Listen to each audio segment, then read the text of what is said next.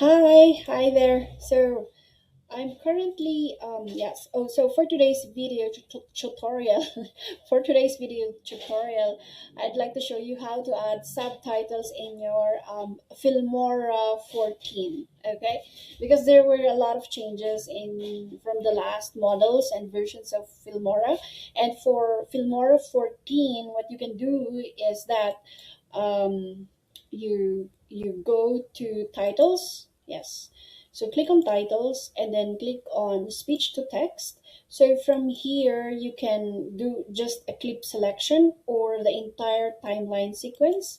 So choose the timeline sequence and then choose your language. So for me is English, and then no translation, and then uh, yeah, I think I just take this SRT format, and then you click generate, and then once you click generate, it will allow you to choose the font that you wanted to use. So for me, I just chose a simple one, but it already worked on mine. So there it goes.